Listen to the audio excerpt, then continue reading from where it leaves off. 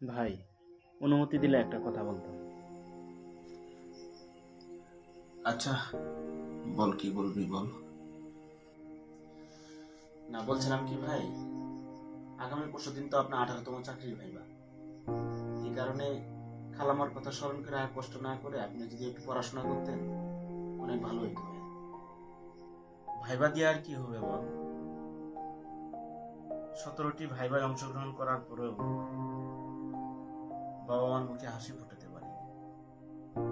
তুই তো জানিস আমার আব্বু স্ট্রোক করার পর থেকে সংসার খরচ বাদেও আমাকে 7,200 টাকা বেশি খরচ করতে হয়। এই টাকা জোগাড় করতে আমি 2টা টিউশনি বেশি নিয়েছি।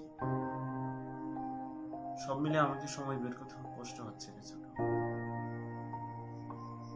সবচেয়ে বড় কষ্টের কারণ কি জানিস ছোট? মা অনেক কষ্টে সমুদ্র থেকে টাকা উঠিয়ে আমার বিশ্ববিদ্যালয়ে ভর্তি করিয়েছেন। চান্স পাওয়ার পরে মা প্রায়ই বলতেন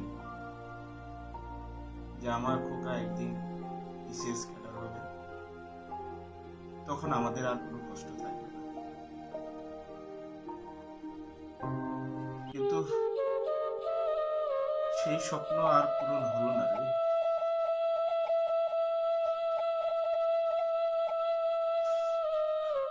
গত সপ্তাহে আমার মা মারা গেছে।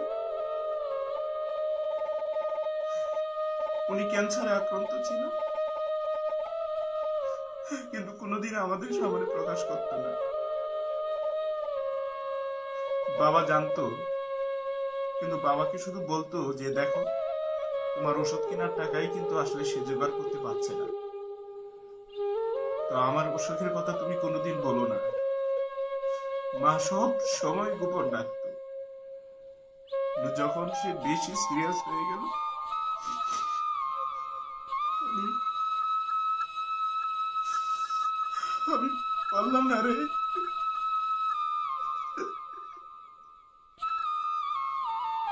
ঠিক এভাবেই নিম্ন ও মধ্যবিত্ত মেধাবীদের অব্যক্ত কষ্টগুলো থাকে আমৃত্যু।